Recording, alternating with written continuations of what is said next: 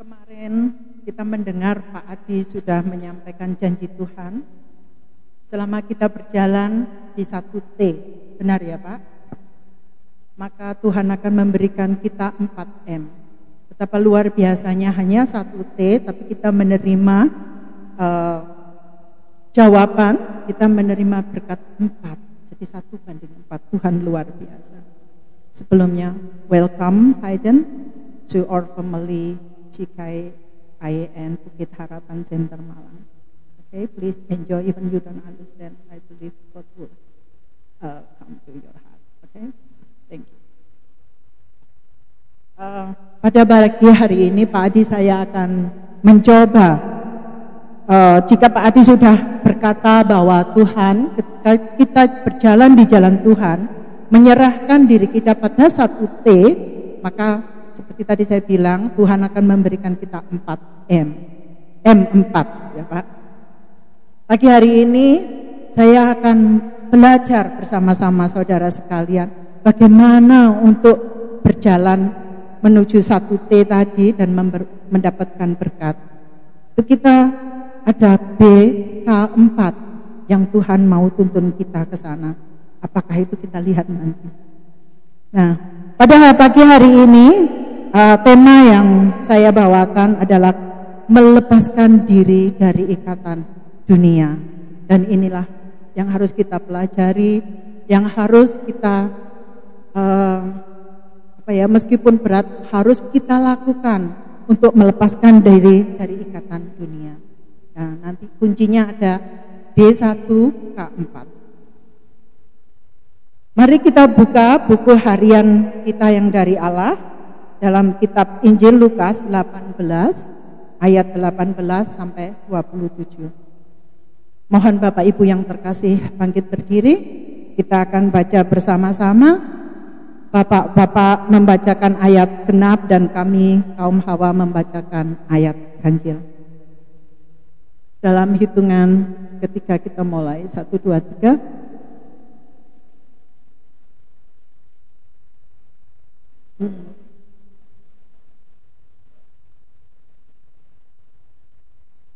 Jawab Yesus, "Mengapa kau katakan aku baik?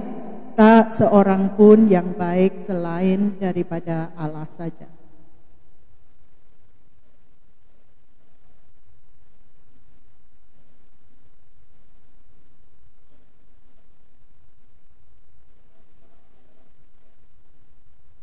Kata orang itu, "Semuanya itu telah kuturuti sejak masa mudaku."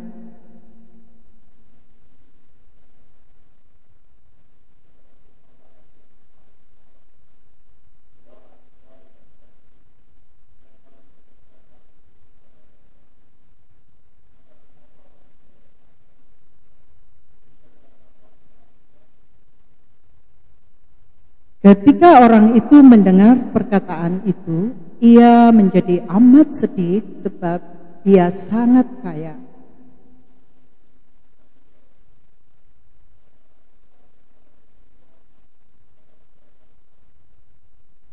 Sebab lebih mudah seekor unta masuk melalui lubang jarum daripada seorang kaya masuk ke dalam kerajaan Allah.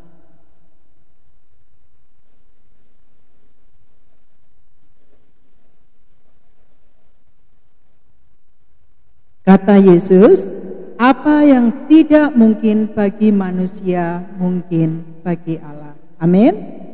Kita percaya ya, apa yang tidak mungkin bagi kita itu pasti mungkin bagi Allah. Mohon dipersilahkan duduk kembali.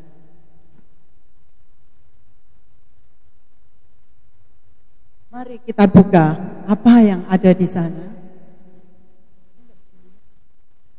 Melepaskan diri dari ikatan dunia. Di sini kata kunci ayat emasnya saya ambil dari ayat 25. Sebab lebih mudah seekor unta masuk melalui lubang jarum daripada seorang kaya masuk ke dalam kerajaan Allah. Benar enggak Bapak Ibu, kita bisa enggak ya kita masuk ke lubang jarum? Tidak? Bisa nggak kita masuk ke lubang jarum? Tergantung jarumnya ya Pak. Jadi jarumnya harus yang besar sebesar rumah gitu. Enggak sebenarnya. Kita semua bisa masuk ke lubang jarum. Ini hanya sebuah perumpamaan.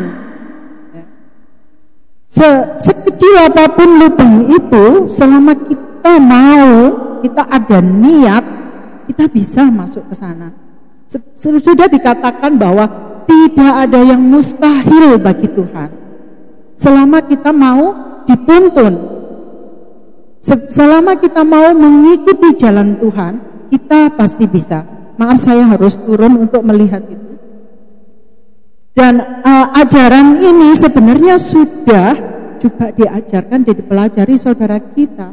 Sebenarnya kitab kita semuanya sama. Mereka juga bisa masuk ke lubang jarum kalau mereka mau. Jadi tergantung dari diri kita sendiri. Di sana dikatakan, itu yang di kitabnya orang Islam. Wala yakhalluna al-malahu kata bizi ma al-mahu mas malata. Itu di dalam kitab mereka itu sudah dipelajari sehari-hari. Yang dimana mereka menyampaikan sekali-sekali tidak akan dibukakan bagi mereka pintu-pintu langit, dan tidak pula mereka masuk surga hingga unta yang masuk ke dalam lubang jarum. Jadi mereka sama seperti kita. Mereka diberi kesempatan. Pintu-pintu surga itu dibuka kepada kita, juga kepada saudara kita. Tinggal kitanya saja mau apa tidak. Dan seperti juga dikatakan bahwa masuklah melalui pintu yang sempit, itu artinya kita berjalan di jalan Tuhan. Dan berjalan di jalan Tuhan ini jujur tidak mudah. Kita harus melawan kedagingan kita. Bukan hanya kekayaan tadi adalah kekayaan dunia, seperti kekayaan harta. Bukan hanya uang. Kekayaan ini bermacam-macam. Istri kita juga kekayaan, anak-anak kita juga kekayaan, bahkan seringkali disebut permata hati. Benar enggak? Permata hati saya, anak-anak saya. Kalau belum punya anak, permata hati saya, suami saya, pacar saya, istri saya. Nah, itu kekayaan. Coba, ini contoh.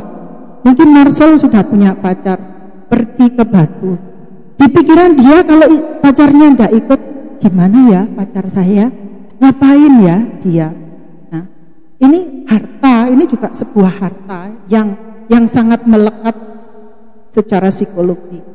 Jadi harta kekayaan bukan sekedar orang bilang emas permata, itu hanya hiasan.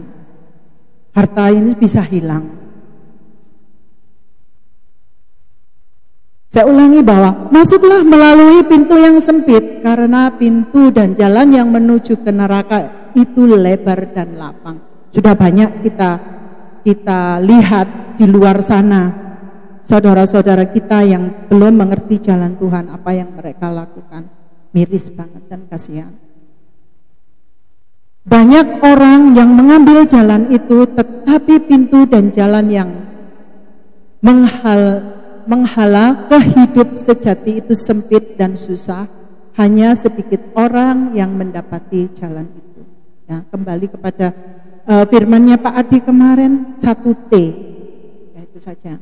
1T akan kita mendapati jalan itu. Next, Mas.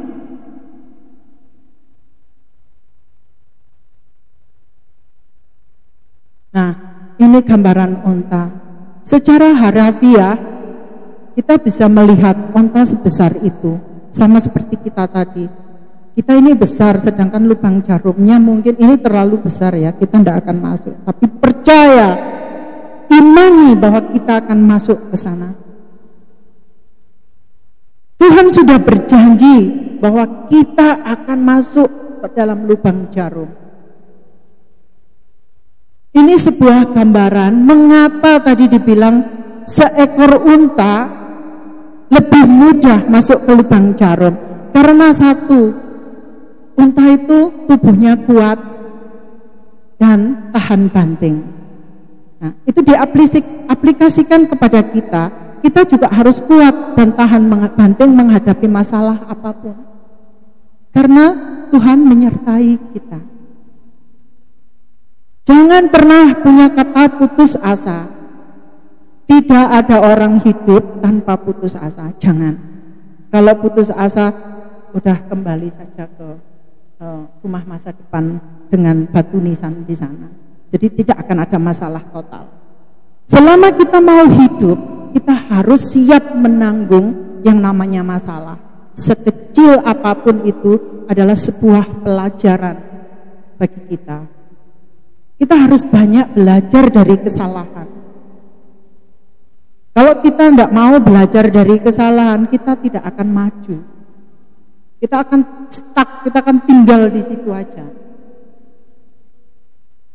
Yang kedua, kemampuan dan bertahan hidup. Nah, seperti yang tadi saya sampaikan, apapun masalah, kita ini hidup. Kita harus terus berjuang dan berjuang untuk menggapai cita-cita. Cita-citanya masing-masing pribadi yang tahu cita-citanya apa.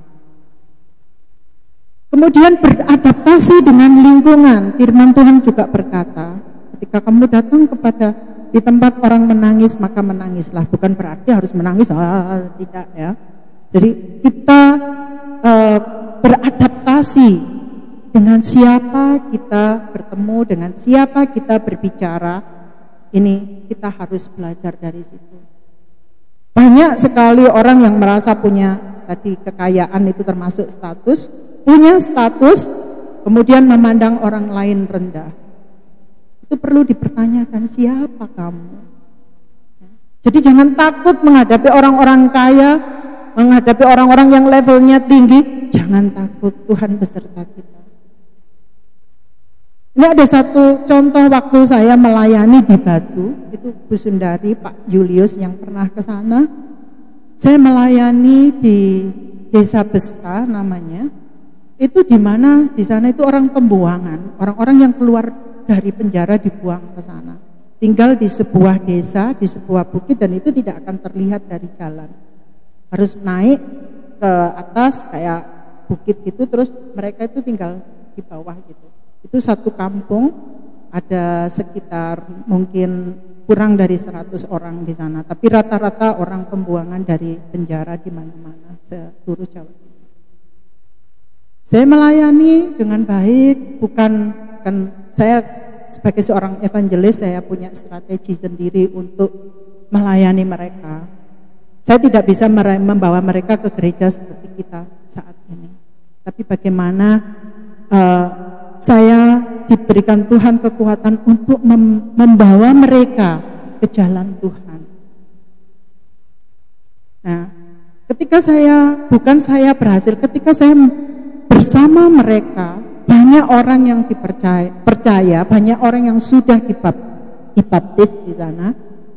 Orang Islam datang melaporkan saya ke polisi. Mungkin Bu Sundari masih ingat masalah itu. Saya dilaporkan ke polisi, saya mau dimasukkan ke penjara. Saya bilang silahkan, ada bukti apa saya tunggu. Ya. Tapi Tuhan berkata cerdik seperti ular, tulus seperti merpati ya. Saya ada orang yang sangat lugu. Semua data saya masukkan ke hard drive, ke USB yang besar. Saya suruh pergi orang ini, pergi ke rumahmu dulu di Blitar sana. Nanti tak jemput kalau semuanya udah selesai. Nah, bapak-bapak ini namanya Pak Yono, dia sangat lugu sekali, dia pergi. Dan polisi tidak akan dapatkan apa-apa karena datanya udah dibawa pergi. Kalau enggak ya saya masuk penjara. Nah, seperti ini orang yang yang mengandalkan kemampuan, yang mengandalkan kekayaan tadi, merasa kuat jadi leadernya Islam, padahal mereka tidak sadar di kitabnya mereka itu loh ada. Tapi kenapa mereka melakukan seperti itu? Nah, ini yang kita harus bertahan hidup, harus mampu. bukan melawan ya, tapi mampu menyelesaikan masalah yang ada. Kita tidak akan bisa melawan, tapi kita hanya bisa mampu menyelesaikan, cari jalan keluarnya. Kemudian kemampuan unta berjalan jauh tanpa makan minum. Ini artinya kita dilatih untuk berpuasa, bukan hanya tidak makan minum seperti onta. Onta itu bodoh, tidak punya pikiran, tapi kita diberikan Tuhan kemampuan. Kita diberikan Tuhan otak yang brilian. Jadi di sini dikatakan tidak makan minum puasa kedagingan kita. Nggak usah sikit-sikit gosipin tetangga, nggak usah sikit-sikit gosipin teman, ini budaya kita ya. Saya juga suka rasan-rasan, tapi rasan-rasan yang baik. Ayo coba, ayo Putria. Nah, kita kemana supaya kita menemukan sesuatu yang bermakna? Kita rasan-rasan. Nggak apa-apa, nggak boleh kok kita rasan-rasan, kita diberi mulut, kita diberi suara, boleh untuk bersuara, rasan-rasan monggo, tapi yang baik-baik saja. Kemudian di sana dikatakan unta itu punya sifat yang tenang dan mandiri. Dalam arti buat kita, kalau ada orang marah-marah, ya udah kita dengerin aja, nggak usah dilawan. Kalau batu dikasih batu, pecah. Ya, berantem, natap, pecah. Terus setelah pecah apa? Gak ada lagi. Apa orang kita bilang nggak nyapaan itu banyak ya. Ini berantem sama ini terus nggak nyapaan gitu. Saya lupa bahasa Jawanya. Maaf. Ya, jadi kita biarkan mereka marah-marah. Kalau kita sama, dia marah, kita ladeni marah. Jadi siapa yang berbeda di sini? Kalau dia gila, kita ikutin ya, kita sama-sama gila kan gitu ya. Jadi kalau ada orang yang marah, orang yang bersungut-sungut, ya udah biarin aja, itu urusanmu sama Tuhan, aku nggak ikutan. Selesaikan sendiri. Kalau aku bisa bantu, tak bantu, tapi kamu harus terima. Kalau enggak, ya udah. Kalau kami di sana bisnis, your business is your business, not my business. Jadi urusanmu, urusanku. Seperti itu. Tapi kita di sini karena kita budaya Indonesia, terutama budaya Jawa, kita saling menghormati satu sama lain, kita saling menghargai satu sama lain. Jangan dipakai budaya luar negeri, nggak cocok kata orang. Ya. Tapi kita ikuti budaya Tuhan saja, kita jalan di jalan Tuhan saja. Budaya Tuhan itu luar biasa Bapak Ibu, sangat luar biasa, nanti kita akan lihat. Kemudian apa yang unta itu lakukan? Kesetiaan dan dapat dilatih. Ya, unta itu disuruh apa-apa nurut, meskipun dikuasai beban yang berat di pundaknya, suruh jalan jauh, nurut aja. Dikasih tali, ditarik, nurut aja. Nah ini yang kita harus pelajari kembali tadi, melepaskan diri dari ikatan dunia. Kita harus mau dilatih Tuhan. Kita harus mau setia, berjanji kepada Tuhan, saya mau setia kepadamu Tuhan.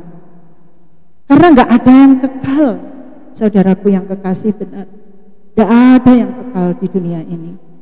Semuanya akan lenyap seperti daun kering yang ditimpa angin. Kita nggak ada bekasnya. Ini yang harus kita benar-benar pahami. Dan kecenderungan sosial, meskipun unta itu tadi sudah ungkapkan, meskipun unta ini bodoh, meskipun unta ini nggak ngerti apa-apa karena hidupnya di padang gurun, tapi dia dan suka hidup itu dibawa diri sendiri. Tapi ketika mereka ada di mungkin peristirahatan atau apa, unta ini masih bisa bertemu dengan unta-unta yang lain. Nah ini mengajarkan kepada kita, janganlah kita sombong, janganlah kita merasa oh ya ini aku nggak mau bergaul dengan siapapun. Jangan. Inilah pesan. Kembali kita hidup di lingkungan bermasyarakat, lingkungan bersosial, kita butuh satu sama lain. Kita tidak bisa hidup sendiri. Di Dimanapun kita tidak bisa hidup sendiri. Jadi secara keseluruhan bahwa unta itu memiliki karakteristik yang luar biasa dalam hal ketahanan dan kemampuan beradaptasi dengan lingkungan yang keras. Mereka adalah simbol daya tahan, kesabaran, dan kemampuan untuk bertahan dalam situasi yang sulit. Kalau unta bisa, kenapa kita tidak? Kita pasti bisa. Amin? Kita pasti bisa. Next, Mas.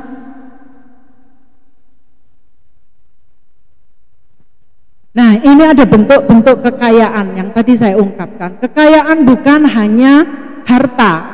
Di sana ada kekayaan finansial. Itu tadi yang saya bilang, harta, emas, perak, dan permata, uang, dan rumah, segala macam. Itu kekayaan finansial. Dan ini sangat jahat, Bapak Ibu. Pol jahatnya. Ya, hanya gara-gara sedikit uang, kita bisa saling bunuh, saling cakar-cakaran. Hanya dengan mobil, mungkin mobilnya tergores, waduh, kata-kata yang suapan itu keluar semuanya. Hanya dengan rumah, mungkin rumahnya kebanjiran atau rumah tetangga, apalagi musim basah kayak gini, mungkin dari luar tetangganya masuk pakai sendal, lantainya kotor. Waduh, bahasa yang suapan santun keluar, ini aku kudu resik-resik. Ini paling jahat. Terus di sana juga ada kekayaan fisikal. Yang tadi sudah saya bilang, ada rumah, ada tanah, ada mungkin farm yang ditanemin pisang, ditanemin jeruk. Ada orang yang mungkin haus singgah ngambil satu aja, nek konangan dilapor nih polisi, nyolong jerukku situ. Nah, ini yang harus kita redam. Ini yang mengajari tadi kita harus ya bertahan, harus tadi dibilang meredam hati kita, kecenderungan kita dengan emosional. Ini yang harus kita benar-benar belajar. Kekayaan spiritual. Apa itu kekayaan spiritual? Di sini banyak, terutama di Jawa ini, orang yang pinter seperti itu ya. Banyak, wis nek aku dikeseli tak teko nang mbah kono, tak sewebule teko kene, tak sewantete. Ini orang yang punya kekayaan spiritual. Mereka diberi kekuatan bukan untuk menolong, tapi kembali diberi kekuatan spiritual untuk mencari finansial, untuk mencari kekayaan fisikal. Tapi saya percaya saudara kita di sini semua nggak ada yang seperti itu. Kita mempunyai kekayaan spiritual untuk mendukung satu sama lain. Amin. Ya. Jangan seperti orang-orang yang di luar sana, bawa kembang dibawain gula 1 kilo sama kopi 1 kilo. Wis, Pak, Mbah, tolong. Aku bojoku diguangku mbek wong iku suwanteten, Mbah. Banyak saya temukan selama perjalanan saya sebagai evangelis, banyak sekali saya temukan hal-hal itu. Dan saya sedih banget. Kenapa? Harusnya berkat, anugerah yang diberikan oleh Tuhan kepada kita, kita manfaatkan dengan sebaik mungkin. Bukan untuk menyakitin orang lain. Kalau kita mau nyakitin orang lain, coba jangan yang tadi seperti disantet. Ya, saya pernah itu lihat perutnya besar bertahun-tahun, kemudian ada orang yang lain tidak tahu ini permainan atau apa ya. Yang waktu itu saya lihat kalau nggak salah waktu itu sekitar 1998, sudah berapa puluh tahun yang lalu. Saya cuma lihat, kok ini ya. Orang ini sakit, perutnya besar, dibawalah ke rumahnya seorang paranormal. Katanya disantet orang. Nah, nggak tahu dengan cara apa, saya lihat itu perut nggak dibuka, ya tetap gitu aja perutnya, orangnya ditidurin gitu. Oh, katanya yang keluar jarum, yang keluar silet, yang keluar bermacam-macam. Saya ini nggak ada di nalar saya kayak gini, apa ini? Jadi Jadi mereka ternyata itu seperti kita sudah dihalusinasi. Pikiran kita ini sudah dipengaruhi oleh spirit mereka supaya kita percaya kepada mereka, mengikuti jalur mereka, dan ini akan lepas dari jalur Tuhan. Orang yang sudah seperti ini, ya tadi yang dijawab Pak Louis, tidak mungkin bisa masuk ke lubang jarum sebelum dia bertobat mengakui kesalahannya. Kepada siapa dia bertobat, ya hanya pribadi lepas pribadi yang tahu. Kita tidak tahu hati kita ini bertobat kepada siapa. Saya tidak akan bisa baca hatinya satu-satu, tidak ada. Putri saya ada di samping saya tiap hari 24 jam, saya juga nggak bisa baca hatinya. Kepada siapa dia percaya, saya tidak bisa baca hatinya. Tapi saya bisa melihat dengan karakter, dengan tingkah laku yang dibawa sehari-hari. Di situ kita bisa melihat, oh ini anak Tuhan Yesus, oh ini orang Islam, oh ini orang Hindu. Dan kita tidak boleh menghakimi, karena sebuah agama itu hanya nama yang diciptakan oleh manusia kita sendiri. Kita jangan sempat menghakimi, oh aku tidak suka dia Hindu, oh aku tidak suka dia Buddhis, aku tidak suka dia Islam. Sebaliknya mereka, aku tidak suka orang Kristen. Jangan. Karena apa? Kita tidak tahu. Mereka percaya, bisa saja mereka sembahyang di masjid, di pura, tapi hati mereka datang kepada Yesus. Kita tidak tahu. Bisa saja saya yang berdiri di sini, hati saya menyembah Allah yang lain, Bapak Ibu juga tidak tahu. Tapi kita bisa baca dari karakter kita. Makanya dikatakan bahwa gereja yang hidup adalah tubuh kita. Dari tubuh kita mereka, orang-orang di luar sana akan tahu kita ini siapa. Tapi yang jelas kita bukan anak dunia, kita adalah anak-anak Tuhan. Amin. Dan kekayaan sosial, tadi saya sudah sebutkan contoh kekayaan sosial tadi, orang yang mempunyai status. Saya bisa melihat di sini orang yang punya status itu selalu mentang-mentang. Merasa, oh aku kapten, oh aku bupati, aku minta dikawal. Berarti dia nggak percaya Tuhan. Pak Adi kemarin sudah sempat membawakan waktu firman Tuhan. Ya di sini bupati, Pak Lurah yang keluar yang jaga banyak polisi, yang jaga banyak satpam bodyguard-bodyguardnya. Berarti dia tidak punya iman percaya kepada Tuhan. Maaf kata, kalau di negara kami di Western sana, yang namanya bupati sampai presiden itu sama seperti kita, tidak ada pengawal-pengawal. Kemingin makan duduk di warung pinggir jalan, ya datang sendiri makan. Mereka betul-betul melayani. Enggak seperti saudara kita di sini yang punya jabatan tinggi, kemana-mana harus dikawal. Berarti mereka tidak percaya Tuhan. Padahal Tuhan itu loh ada di dalam hati kita.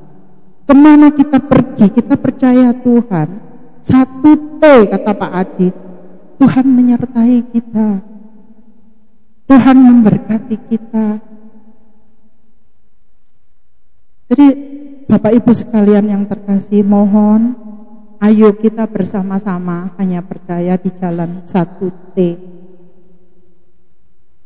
Tidak perlu bodyguard, tidak perlu polisi, tidak perlu apa-apa. Tuhan adalah polisi yang jaga kita. Setiap langkah kita Tuhan tidak akan lepaskan kita. Dan yang terakhir, kekayaan intelektual. Nah kalau ini di negara barat sana yang paling jelek. Kita orang sangat baik Bapak Ibu sekalian. Kita tidak pernah mentuhankan diri kita sendiri. Kalau orang di luar sana, mereka merasa pinter. Semua saya yang buat, semua saya yang buat. Apa Tuhan, bagaimana Tuhan bisa berkarya? Itu hasil pikiran saya. Makanya seperti yang saya sampaikan kemarin, terpilihnya saya jadi presiden sebuah asosiasi itu berat banget buat saya. Saya harus pelan-pelan mengikis pikiran-pikiran ini, tapi kebanyakan di sana orangnya seperti itu. Kalau saya sudah melakukan sesuatu, oh Tuhan tidak berkarya, bagaimana bilang Tuhan? Orang Tuhan kamu nggak bisa lihat kok, nggak bisa kerja sama saya kok. Ini kebanyakan orang Barat sana. Ya. Saya tidak khawatir dia tidak akan ngerti, walaupun ada satu orang putih di sini tidak ngerti yang saya bicarakan. Nah, ini tugas yang berat buat saya untuk mengayomi, untuk membantu mereka.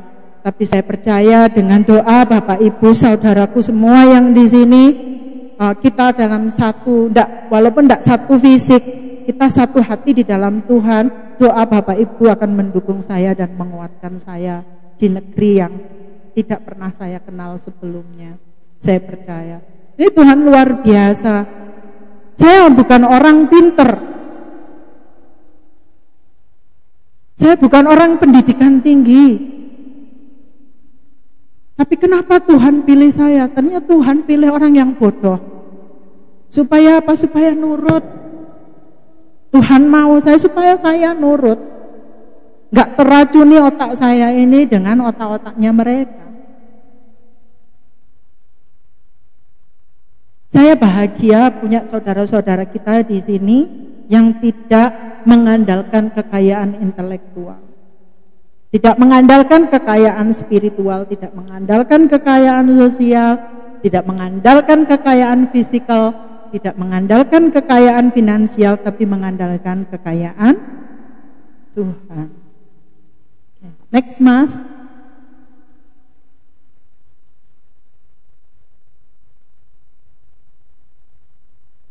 Nah, ini jalan yang harus kita tempuh di sana. Kerajaan Allah 1T yang Pak Adi katakan, kita harus pertama melepaskan diri dari ikatan dunia. Tadi sudah saya jabarkan semua apa itu ikatan dunia. Dan kita menuju kepada kepuasan yang sejati. Karena di sana kepuasan yang sejati itu akan membimbing kita. Saya tidak bisa melihat walaupun pakai kacamata, terlalu kecil tulisannya. Kita tidak diciptakan untuk dunia. Kita tidak diciptakan untuk dunia, dan dunia ini bukanlah tujuan akhir kita. Jadi kemenangan dunia bukanlah kepuasan yang sejati. Yang kedua, tetap semangat dan terus percaya jika kita menderita karena kebenaran. Kembali seperti tadi yang sudah saya ungkapkan, jika kita menderita karena kebenaran, maka kita akan menikmati janji Tuhan yang akan membawa kita kepada anugerahnya atas hidup kita. Janji Tuhan 4M kemarin. Masih ingat apa 4M? Apa 4M yang Pak Adi kemarin katakan? Cuman 1 hari loh. Tuhan memberkati, Tuhan menyertai, Tuhan melindungi, dan yang terakhir Tuhan mencukupkan. Itu mencukupi ya. Jadi kalau kita menderita karena kebenaran, maka kita akan menerima 4M. Ini luar biasa, 4M sudah mencukupkan dunia. Apa yang kita perlukan pasti cukup. Biarkanlah hidup kita mengalir seperti air. Jangan melawan arus. Kita ikuti jalan Tuhan. Ketika kita terbentur satu masalah, kembali kepada Tuhan. Tunjukkan Tuhan jalan keluarnya apa dan gimana. Jadi terus ikuti tuntunan Tuhan. Next, Mas. Kita akan pasti masuk dalam lubang jarum dan masuk dalam pintu surga kerajaan Allah. Apa yang harus kita lakukan? Ini ayat penutup. Sebelum ayat penutup saya jabarkan dulu ini. Apa yang harus kita lakukan untuk mendapatkan M4 tadi? Apa yang ada di jalan Tuhan? Saya punya, tadi sudah bilang saya punya B1K4. Apa itu B di jalan Tuhan? Yaitu belas kasihan. Bukan berarti belas kasihan, oh ya wis iku dulurku, ya. Aku belas kasihan kepada saudaraku, tapi tidak belas kasihan ke orang yang di sana. Jangan. Semuanya sama. Semuanya saudara kita. Hanya bedanya mungkin kita satu darah, yang lain tidak. Tapi kita satu Bapa. Kita satu Tuhan. Itulah Bapa kita yang kekal. Tidak ada perbedaan di antara kita ini. Semuanya sama di hadapan Tuhan. Oleh karena itu, inilah kunci jalan menuju T, yaitu belas kasihan. Yang mana di dalam belas kasihan ini adakah nomor satu, yaitu kemurahan. Nah, kita saling membantu. Kalau enggak ada misalkan saudara kita yang datang, Mbak siapa? Mbak Sela datang, aduh Bu Marlina, aku enggak punya ini, tolong dibantu. Ya. Kalau Bu Marlina enggak punya sesuatu yang dibutuhkan, paling tidak kata. Ya. Kata, semangat, memberi spirit, memberi kekuatan. Yang kedua, kerendah hatian. Ya, tadi jangan sampai sombong, menyombongkan diri, itu tidak bagus satu sama lain. Apalagi sesama saudara kita di gereja, tidak perlu ada saling menyombongkan diri. Toh kita saling sama-sama melayani Tuhan. Apa sih tujuan pelayanan kita di gereja ini? Apa kira-kira Bapak Ibu pelayanan kita di gereja?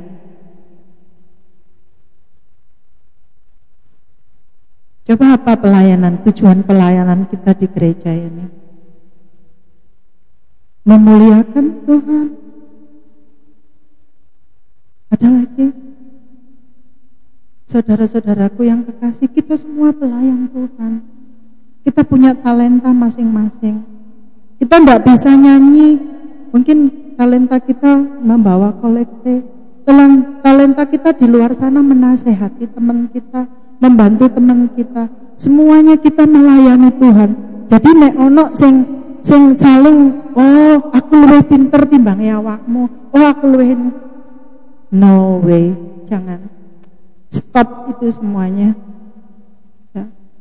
Mungkin Mbah Wito ndak bisa nyanyi, nggih Mbah, nggak bisa jadi pelayan altar, tapi Mbah Wito bisa menjadi pelayan yang lain. Dan pelayanan bukan saja di dalam gereja, pelayanan bisa di mana saja di dunia ini. Gereja ini adalah rumah yang Tuhan bentuk sebagai komunitas anak-anak Tuhan. Gedung ini dibuat untuk kita mengerti satu sama lain, mengasihi satu sama lain, sesama keluarga dulu. Karena pelayanan yang paling sulit ini adalah pelayanan keluarga.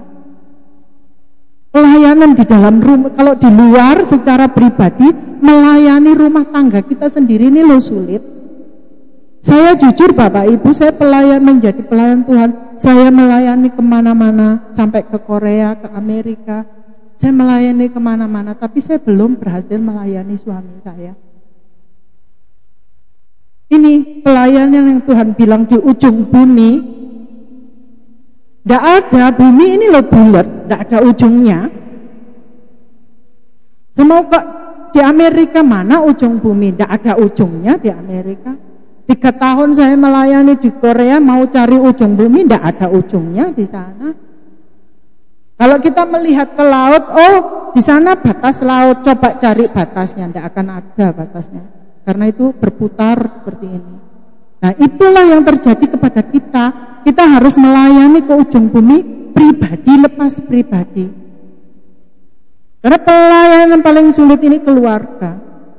Suami atau istri atau anak, ini lah pelayanan ujung bumi yang sejati. Sulit dijangkau. Kalau sudah sesama percaya Tuhan, ini mudah. Karena kita bisa baca Alkitab bersama-sama, kita bisa bernyanyi bersama-sama. Tapi kalau kita melayani saudara kita yang belum mengenal Tuhan, Ini adalah tantangan yang luar biasa. Saya lahir di keluarga muslim dan sampai saat ini saya belum pernah memenangkan jiwa keluarga saya. Saya banyak memenangkan jiwa di luar sana, sampai dibaptis, masuk gereja, tapi saya belum pernah bisa memenangkan jiwa keluarga saya sendiri.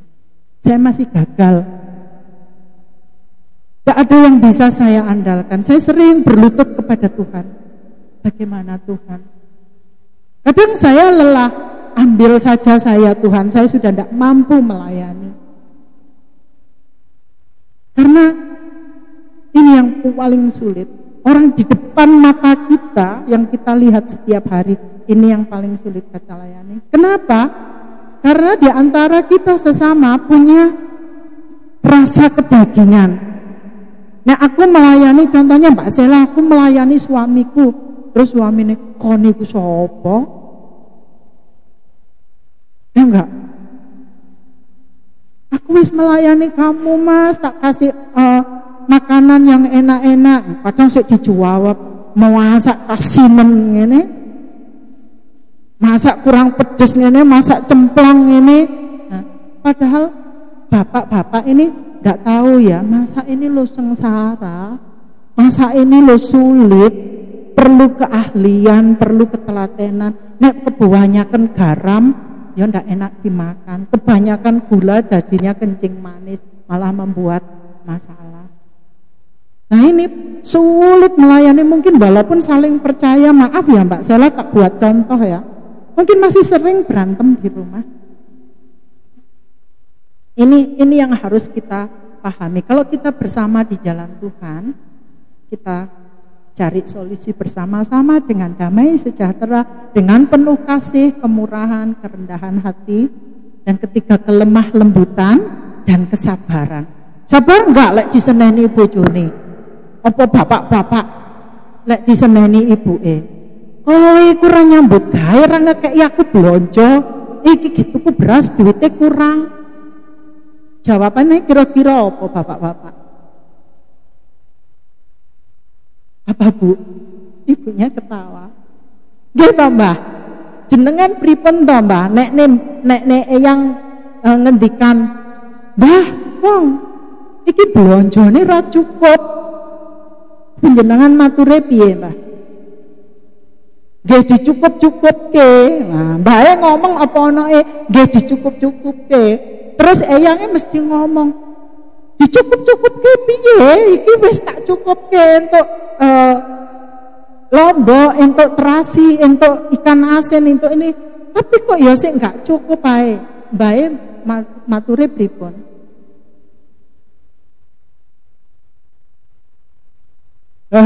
Ya maem saonoke winter Mbahe. Maem saonoke. Nek mbah-mbah sing enggak bijaksana pasti ngomong, mesti mbok buletne duwike mbok sisihne ning centingmu, mbok simpen nggih anak putumu, tuku mbok kurangi, kok ikei mangan seono-onoke. Wancene wong wedok iki ning ndi boros. Nggih to, Mbak? Ngaten to? Oh enggak juga, waduh Mbah, jan luar biasa memang anak Tuhan ya Mbah. Luar biasa, saya bangga sekali. Saudara kita semua di sini pasti seperti itu. Nah, tidak akan marahi istrinya, istri tidak akan marahi suaminya. Karena kita satu jalan, di jalan Tuhan sama-sama tahu kita melakukan B1K4, yaitu belas kasihan. Yang di dalam belas kasihan adalah ada kemurahan, ada kerendah hatian, ada kelemah lembutan, dan ada kesabaran. Nah, di dalam diri kita sudah melakukan ini semua. Kadang-kadang tadi saya sebut, orang ini nyelonong, cuk, datang, aku minta ini, tolong anakku ngene, tolong suamiku ngene. Ya. Ini ibaratnya seorang yang datang akan bersandar di pohon itu, akan duduk di bawah pohon itu. Apa yang harus kita lakukan? Kita harus peduli. Kalau ada orang yang sudah menaruh kesalahan ke kita, harus kita maafkan. Kita harus jadi seorang pemaaf. Di sana ada lagi 3P. Kita peduli. kenapa sih dia kok seperti itu? Kita cari tahu. Jadi ini PR kita, bukan kalau orang datang kita nggak peduli, ya wis lah bene kamu. Enggak, kita cari kenapa orang ini jadi seperti ini. Ini kita dijadikan seperti Matius untuk menjala ya, untuk menjala ikan, untuk menjala mereka. Kalau mereka punya masalah, tidak akan ada orang sedih, nggak akan ada orang sampai bunuh diri tanpa memiliki masalah. Nah, kalau kita bisa, kita cari tahu apa permasalahan mereka, kita bantu yang dia perlukan. Jadi membantu bukan sekedar uang, bukan sekedar pakaian, bukan sekedar apa, tapi doa, setidak-tidaknya nasihat. Kalau enggak diterima, bilang ya sudah, syukur, tapi di dalam hati didoakan. Doa di dalam hati ini lho sing mewanti Bapak Ibu. Disewantet model apa ae lek doane ning kene tulus, ndak akan mempan. Orang itu setan kok. Kita lebih tinggi daripada setan. Terus yang di sana juga ada apa? Pengampunan. Ayo kita ampuni saudara-saudara kita semua, baik di dalam gereja, di luar gereja, baik di rumah, dimanapun kita berada, kita ampuni. Segala sesuatu pasti ada jalan keluarnya. Tidak ada yang tidak terselesaikan. Jika kita melakukan semuanya, kita menjadi pohon yang tumbuh di aliran sungai. Kita sudah pohon loh. Karena kita anak-anak Tuhan, kita ini pohon besar seperti di gambar itu, yang tumbuh di aliran sungai, yang selalu hijau, yang selalu segar, yang akan mengundang atau orang melihat kita, aduh ini siapa ya, kok lihat gini. Itu seperti apa ya, bilang kalau di sana teks bahasanya, akan membawa mereka untuk selalu datang kepada kita, mengeluh atau apa itu, harus siap. Kita anak-anak Tuhan, kita pohon yang besar, pasti akan ada orang yang datang untuk bersandar, untuk berteduh dari panas hujan. Kalau mereka ada di luar sana, itu ibarat saja orang jalan, kita sendiri jalan di mana, terus tiba-tiba hujan atau panas banget, apa yang kita cari? Pohon yang besar untuk berteduh. Itulah kita semua anak-anak Tuhan. Kita adalah pohon yang tumbuh di tepi aliran sungai. Ada di Mazmur ya, nanti baca di rumah. Kita adalah pohon yang tumbuh di tepi aliran sungai, yang selalu berwarna hijau, yang selalu sehat secara psikologi dan jasmani, yang akan berbuah selalu pada waktunya, dan buah itu menghasilkan, di dalam Alkitab buah itu menghasilkan jiwa yang rindu untuk diselamatkan. Termasuk jiwa kita sendiri, kita rindu nggak diselamatkan Tuhan? Ya. Jadi kalau kita melakukan B1K4, kita berjalan di 1T, maka kita akan mendapatkan upah M4 yang Pak Adi sudah singgung. Saya kemarin juga heran loh, Pak Adi kok bisa nyambung ya, kok ngeklik ya sama saya, padahal nggak ada percakapan saya dengan Pak Adi. Tapi Tuhan yang berkuasa, Tuhan yang mengurapi kami, membawakan pesan ini supaya kita semua untuk diselamatkan Tuhan, supaya kita semua menerima janji Tuhan. Ayat yang terakhir sebagai ayat penutup, saya akan bacakan di sini dari Kolose 3 ayat 12.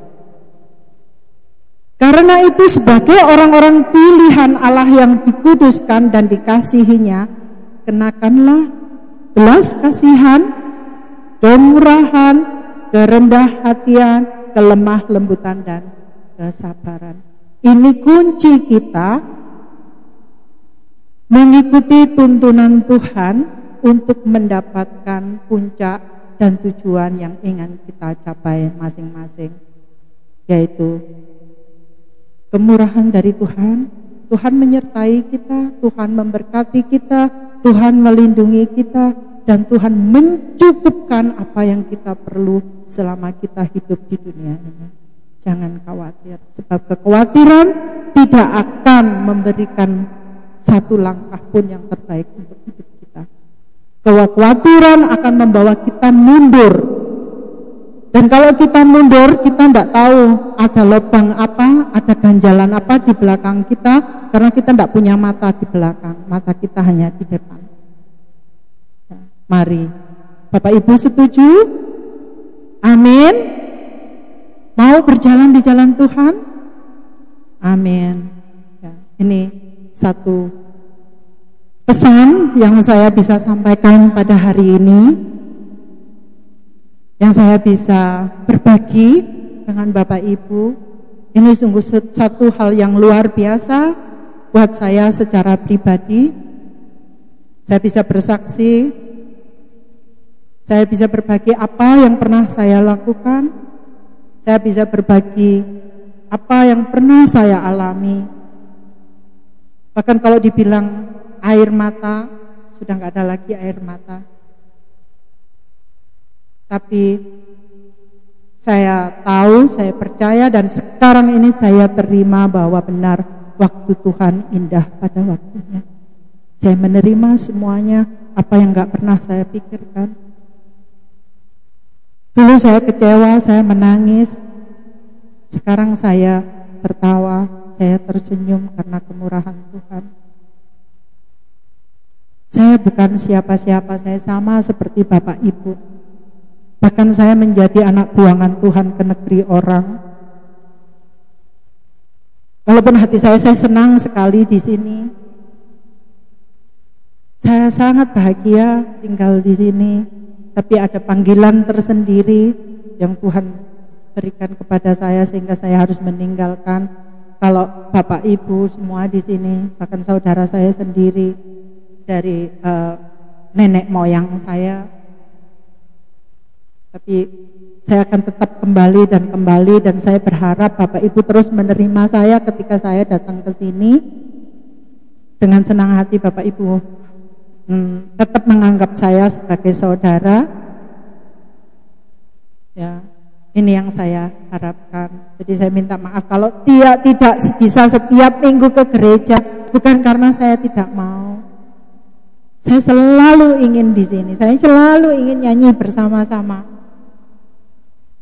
Tapi ada satu hal yang saya sendiri tidak tahu, saya hanya mengalir apa yang Tuhan kasihkan ke saya. Saya berusaha menjadi air apa yang Tuhan mau. Baik, terima kasih. Kita sudah berbagi banyak hal dan jamnya sudah bilang ke saya selesai. Itu. Ya. Jadi mohon dengan sangat, ayo kita berjalan dalam satu tujuan, kepada pimpinan Tuhan, kepada tuntunan Tuhan. Apapun itu yang terjadi, kita tetap memegang B1K4. Itu kunci kita berjalan. Nah, seperti mobil, ada bensinnya, ada olinya, ada apanya lagi itu, ada businya. Itulah tadi 4K-nya. Seperti mobil, ibaratnya seperti mobil di sana atau sepeda motor. Kalau tidak ada bensinnya tidak bisa jalan, kalau businya macet ya tidak bisa jalan. Nah, ini kita semuanya 4 itu di dalam. Amin, Bapak Ibu.